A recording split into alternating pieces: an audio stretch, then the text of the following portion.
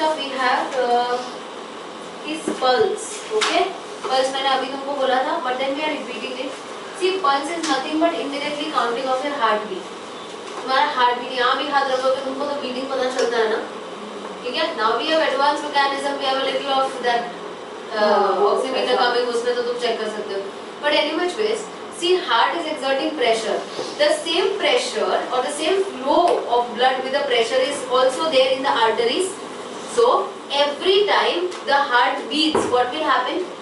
Your arteries will also get distended. Distended means, distended का मतलब, हे भगवान, distended मतलब it will contract and relax.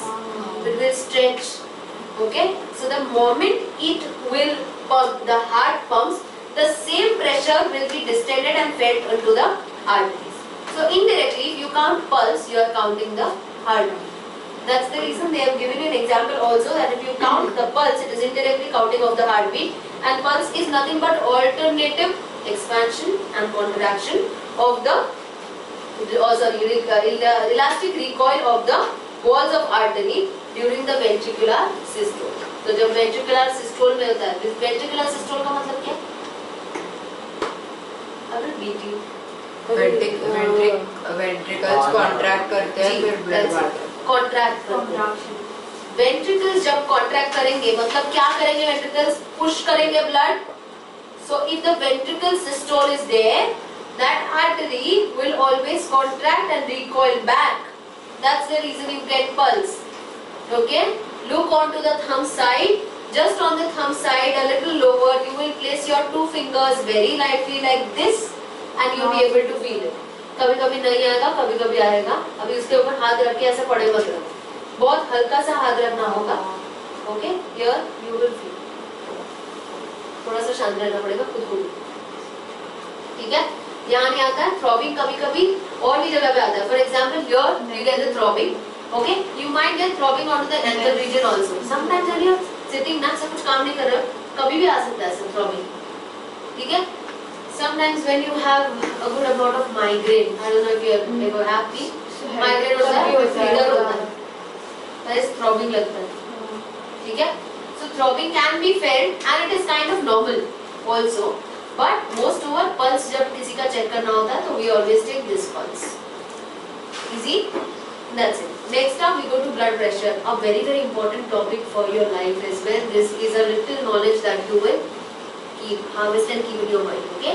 Blood pressure. What do we understand by blood pressure? इसीलिए लिखा है useful to know. Okay? So no. Blood pressure is nothing but a pressure which the blood flows through the arteries exerting onto the walls. When I say blood pressure, pressure किसी चीज पे आना चाहिए ना. For example, if I do like this, where is the pressure coming? Onto your hand, onto your arm. ठीक है? Pressure ऐसे नहीं हो सकते, प्रेशर कहीं भी आ रहा है. तो जब ब्लड फ्लो होता है तो वो प्रेशर कहाँ एक्सर्ट करता है? वॉल्स पे. Walls. This is the walls. Blood अगर यहाँ से फ्लो करेगा तो प्रेशर पूरे वॉल पे आएगा. This is what is blood pressure. And it's always in arteries. Why? Because वहाँ पे high arteries carry blood away from the heart to the body part. So when the heart is pumping the blood, the same amount of force and pressure is exerted on the walls of the artery. Okay. Now there are two pressure units that we have. जब blood pressure तुम करते हो ना measure, तो तुमको दो units आता है. दो units इसीलिए आता है क्योंकि एक होता है systolic pressure, एक होता है diastolic pressure. Systole का मतलब contraction, you know it. Diastole means when it is into relaxing. So systole का pressure हर वक्त ज़्यादा होगा diastole से. Can you see the range? The systole pressure, systolic pressure or systole pressure should be in the range of 100 to 150. And can you see diastolic pressure का range क्या है? 60 to 80. तो अभी अगर मैं तुम्हारा pressure नापा ना, ठीक है? इधर पुराना इंस्ट्रूमेंट जो होता ना, sigmometer जो दिया तुमको, if that is the instrument that I'm using and I'm measuring your BP, I will get 2 units. Okay? तो जो पहला यूनिट आना चाहिए वो इस रेंज में आना चाहिए मुझे. And the second should come in this range.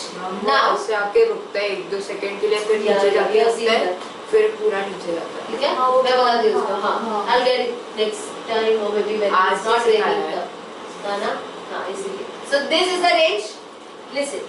if this is the range, ideally the BP should be into this range. Okay, so somewhere 130, 130, 70 ऐसा कुछ रहेगा, it's good. Okay, 120, 70 also good. But if at all मेरा first वाला जो range आ रहा है वो 140 आ रहा है और दूसरा वाला जो रेंज आ रहा है वो 90 आ रहा है, if this is what I'm getting, and how do I say it? 140, 90. Always say like this. I मतलब सब ऐसे बोलते हैं इसको.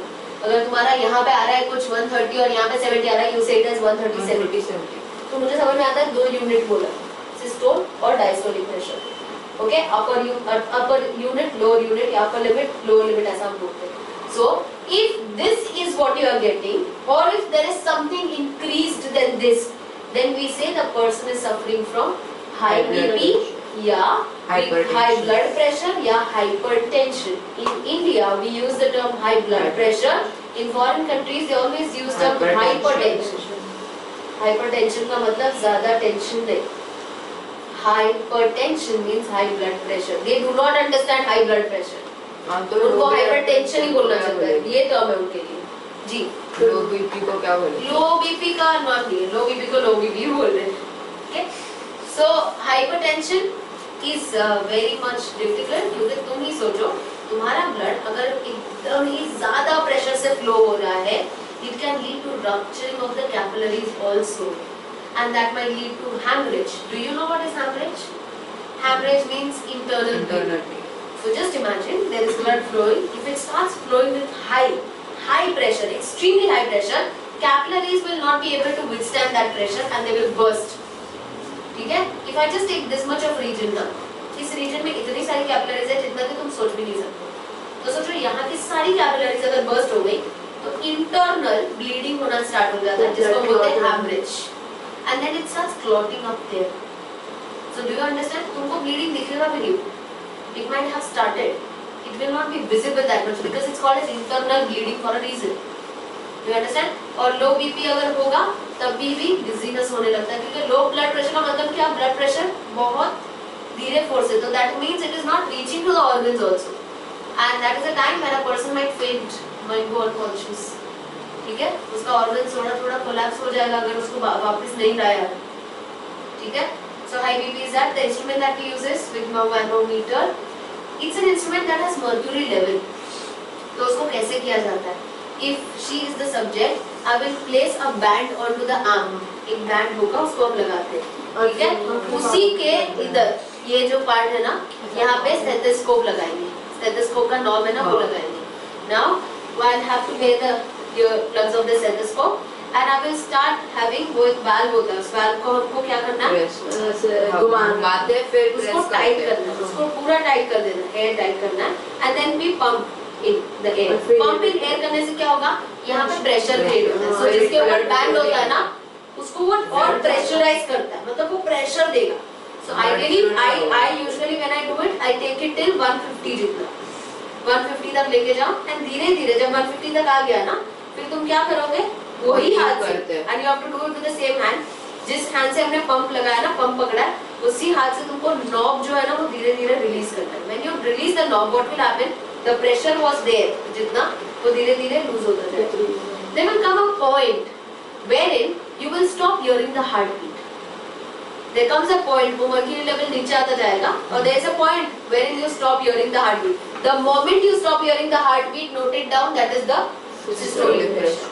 फिर उसको कम करते जाओ और कम करते जाओ और कम करते जाओ. एक पॉइंट आएगा where you again will start hearing the heartbeat. Note that point and resist it. This comes with practice. क्योंकि heartbeat समझ आना चाहिए. और नहीं तो क्या, इतना प्रेशर मार दोगे तो वो आदमी मर जाएगा. नहीं होता. मुझे भी पहले ऐसा लगता था क्या मजा आ रहा है. But when it was done to me, I understood है बाबा प्रेशर आ रहा है इसमें. It's like somebody clumping the hand so tight, तो blood flow बंद हो जाएगा उधर. तो जिसको नहीं आता है उसके हाथ में वो पंप नहीं देने का, नहीं तो पता चला वो मस्ती मस्ती में इतना प्रेशर डाल दिया कि ये बंद हो गया, अब यहाँ पे क्लॉटिंग हो गया, and that happens.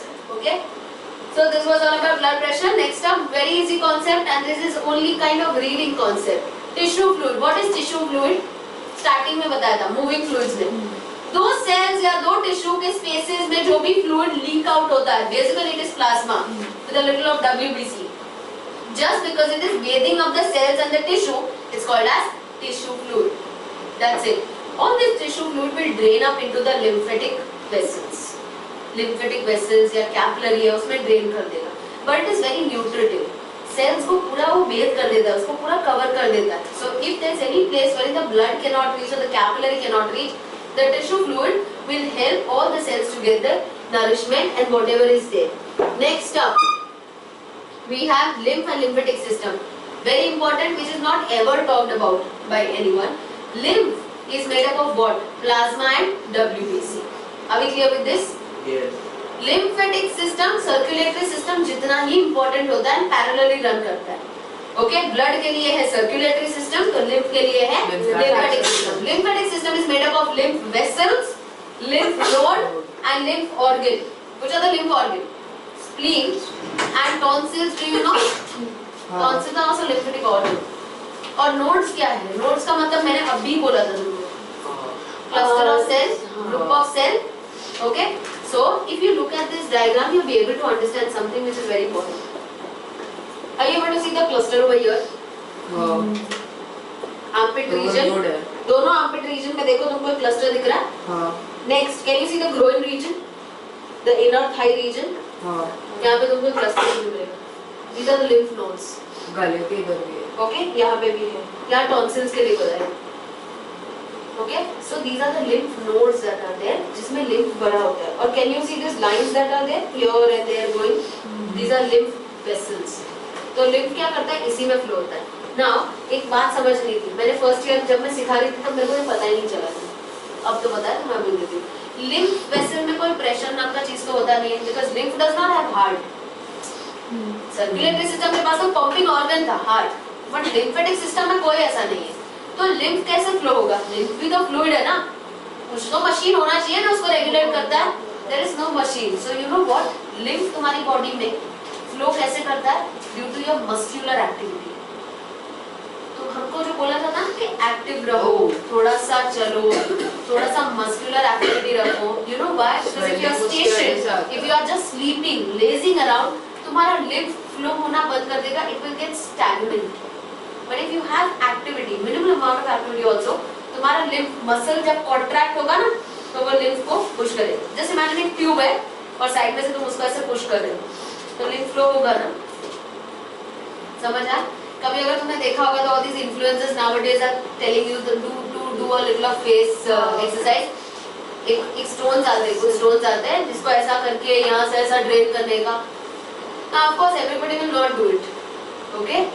We regularly talk, we have neck movements, we have face movements, we have walking. तो normally हो सकता है ये सब. But otherwise also all that lymph and everything will start getting clogged up here. इसीलिए ऐसा बोला जाता है that you should have muscular activity. तभी जाके तुम्हारा lymph flow होगा. Why am I stressing so much on lymph? You know why? Because lymph is made up of WBC and plasma. WBC and plasma. It has rich amount of WBC. तो तुम्हारा जो भी infection होता है ना, वो कौन ज्यादा क्योर करता है? lymph. Because में WBC है, correct? समझ आया? There is something called as tapping exercise. I don't know if you know. Tapping exercise पता है? बहुत सारे वीडियोस सर्कुलेट हुए हैं. They are scientific also. You might think they are weird, but they are scientific. So it's believed that you have to clap. तुमको यहाँ clap करना होता है, यहाँ clap करना होता है. Into the armpit you have to clap near to this region. You know why? Because when you do that, you are stimulating the lymph node to circulate the lymph. This is a proven technique. कि जितना तुम अगर कोई नहीं कर पाता ना exercise तो at least this clapping, this tapping through the body has to be done. Okay? So that was all about lymph. But there are 4 functions given to you for lymph. The first one talks about is as nutritive, if I am not wrong. है ना? तो nutritive में क्या बोला गया है देखो. और तुमको ना थोड़ा कॉम्प्लेक्स करके बताया गया है. जरा नीचे देखो क्या लिखा है. Cellular and non cellular part. पढ़ो उसमें क्या है. सेल्यूलर पार्ट में तो दिया गया है तुमको ल्यूकोसाइट्स ऐसा कुछ, राइट? मोस्टली लिम्फोसाइट दिया है. बट नॉन सेल्यूलर में प्लाज्मा ना बोल के क्या लिखा गया है? Water, solid and protein. It's the same, correct? Alright. Nutritive, why? Because it supplies nutrition or oxygen to those parts where the blood cannot reach. There may be certain parts wherein blood cannot reach. So that part what will reach? Lymph. क्योंकि lymph में क्या है? WBC and they can squeeze in. Do you understand? Next up, drainage. It drains the excessive tissue fluids and metabolites and returns proteins into the blood. Do you remember अभी मैंने बोला था कि tissues के बीच में इंटरसेल्युलर फ्लूइड बढ़ जाता है, तो अगर वो ज्यादा हो गया तो कहाँ ड्रेन होगा वो? लिम्फेटिक वेसल में ड्रेन हो जाएगा. Next absorption. एब्जॉर्प्शन क्या करता है? Do you remember villi? I am saying again villi. Villi अगर देखा होगा तो उसमें लैक्टेल था, याद है? क्या था लैक्टेल? क्या है बताओ?